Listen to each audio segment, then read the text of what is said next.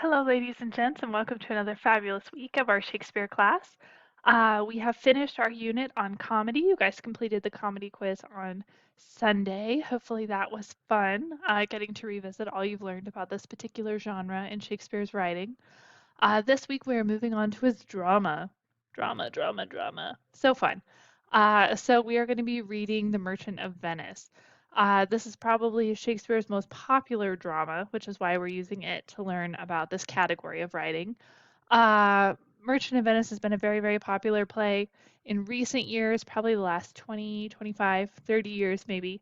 Um, it's come under some more scrutiny depending on how people are interpreting it and their reading of it, because depending on what lens you're viewing it through, you could have some issues with the stereotyping of different races, religions, and people in this particular play. There are some problematic elements, most certainly, depending on the way you view it. So either folks are viewing this play as Shakespeare using some satire and mocking the assumptions and stereotypes of people of his day. And if that's the way you're reading it, it's very ahead of its time. And it's asking you to question the way that you view stereotypes, particularly religious and racial stereotypes. In this one, there's a lot of juxtaposition between the Merchant of Venice, who could be argued as either Shylock or Antonio. And in this play, Antonio is supposed to be a Christian gentleman, and Shylock is a Jewish gentleman. But at the time in Venice, there was a lot of segregation in the town. So anyone of the Jewish heritage had to live in a certain part of town. They were only allowed to do certain jobs. And those jobs were really looked down on by the rest of the community who called themselves Christian. And a lot of very negative stereotypes about the Jewish people in this play. And so, what a lot of scholars think is that Shakespeare was seeing this kind of anti Semitism taking place, and he was like, no, this is bad. Like, we shouldn't treat people like that. And so he's making a commentary, like holding up a mirror and saying, look, do you like this view of yourself and how you're treating people? Um, and if that's the interpretation and view you're going for, this is a very cutting edge play, particularly for Shakespeare's time. Some people read it much more literally, and they read it as an endorsement of anti Semitism, which I don't think is what Shakespeare meant. But like all literature, we bring our own schemas to the table. So just some things to keep in mind as you're reading through it. We have some great lecture we're going to be watching on Wednesday that gives us a lot of that background. And we'll have some discussion about um, the different avenues of reading through this literature. And we get some of that in our introduction to The Merchant of Venice. So lots of really great things to think about as we're going through this play. There are two different versions of this movie. There is one done by the BBC, which is absolutely terrific and beautiful.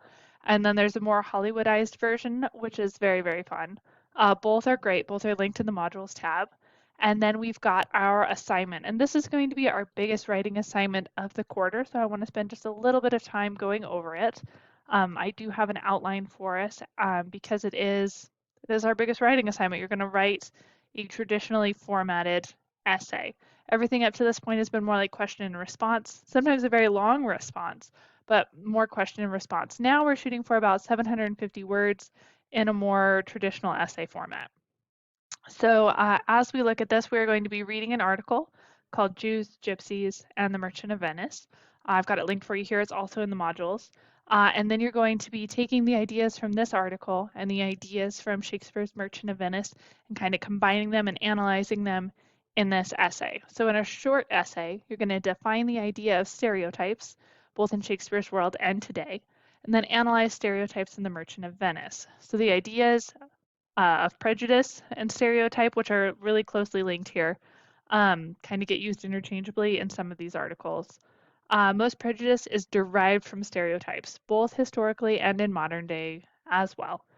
So use at least one quote from the article, Gypsies, Jews, and the Merchant of Venice, as well as 3 quotes from the play. And of course, we want to use our citation format here.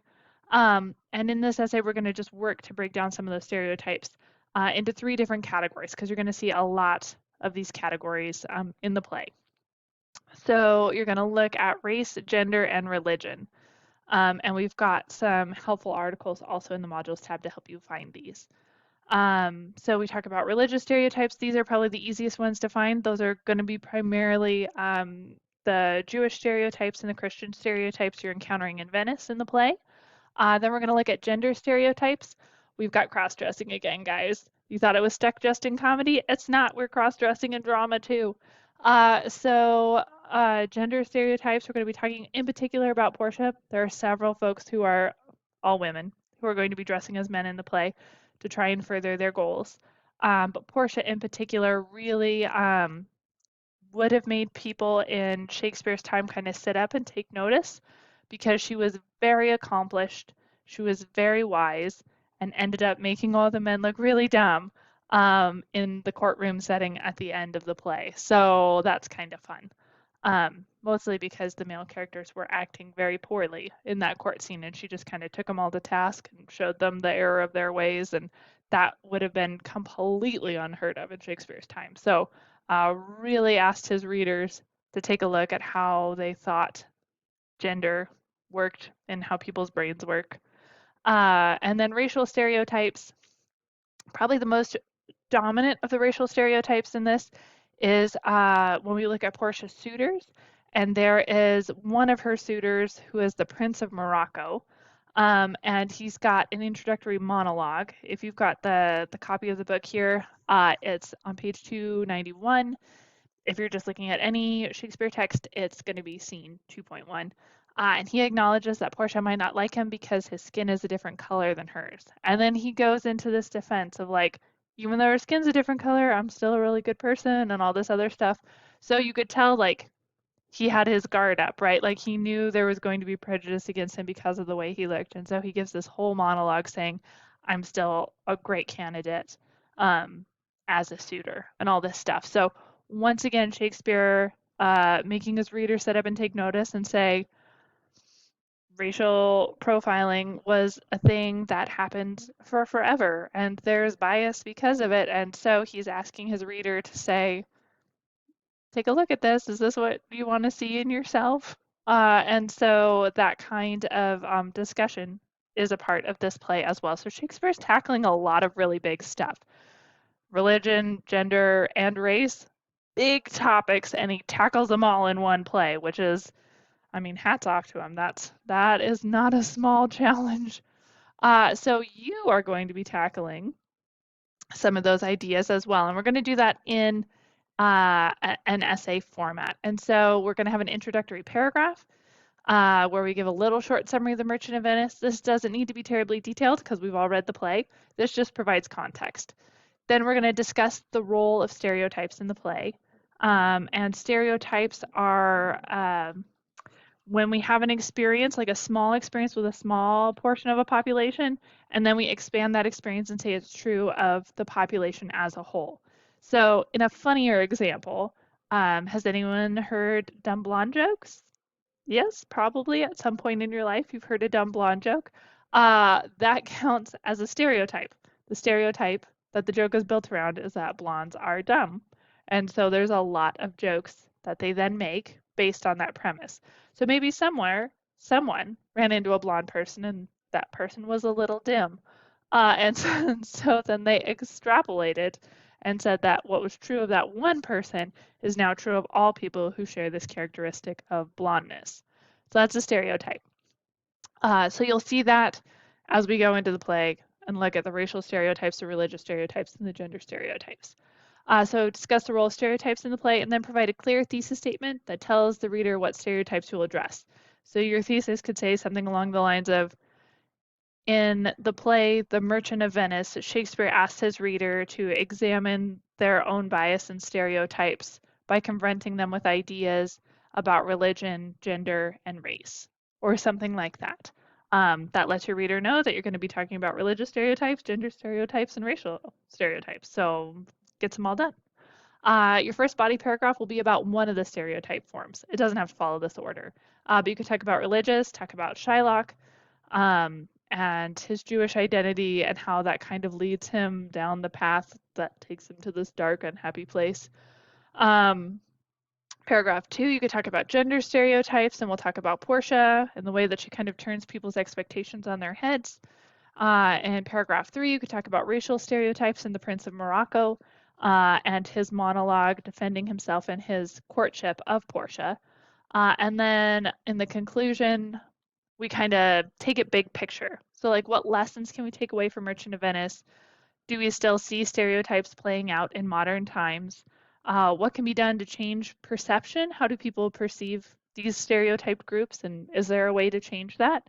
And then a call to action to close the essay. And this is kind of like if you've ever watched any courtroom dramas or Law and Order shows or something, when the lawyers get up in front of the jury, they make like their closing argument, their closing statements. That's kind of what this call to action is. It's that big thought you want your reader to take away from the essay. And so that's what we're shooting for. We're shooting for about 750 words. You're going to be using quotes from the play itself, as well as one quote from our article, Gypsies, Jews, and the Merchant of Venice. Lots of great work we can do here. I'm really excited to see how your ideas come together. And we've got some help for you in the modules tab as we scroll down to the Merchant of Venice. Can you believe we're on week 7? That's nuts. Here's the recorded lecture that we'll be looking at this week. Here is the video production of Merchant of Venice. I labeled it the best version ever. It's really, really fun. So much good drama. I think Al Pacino plays Shylock. It's good stuff. However, it is rated R, so I want to give you that caveat. And it is rated R for very brief nudity. So warning about that. If you don't want to watch that one, I do have The Merchant of Venice performed by the Shakespeare Royal Company. They're amazing as always, so they are good and enjoy them.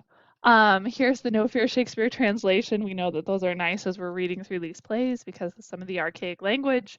And then once again, here's that article linked for you if you want it to get it here instead of from the prompt. Additional resources because you are going to be writing the essay. Here's a sample MLA formatted essay. You want to use this to format your essay, so just kind of copy the way that this essay is set up.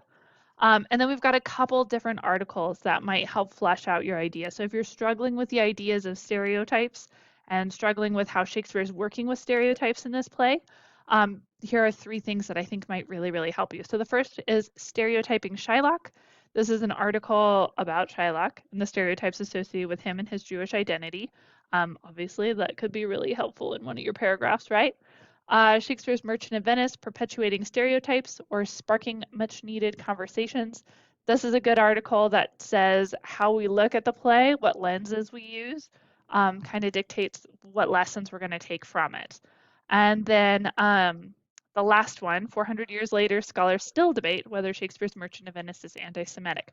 Once again, looking at this play and saying, was Shakespeare being satirical in his depictions of different people of different races, nationalities, religions, genders, or was he being serious? And that's kind of the debate. So this will let you in a little bit on that kind of scholarly debate there. So lots of great sources for us this week. Lots of good things to talk about in our essay. I hope you guys enjoy the play. It is a departure from the comedy, but it still has some comedic elements as well as it takes a bit of a darker turn than our comedies normally would. So note those differences as you're going through. The play starts feeling like it might be a comedy, and then it goes in some weird places. You're like, oh, that's not funny anymore, you know? So really, really great play. Lots to think about with this play and lots of good research we can do as we think about writing our essay. So have fun, guys. Reach out if you have any questions, and I can't wait to see what ideas you come up with.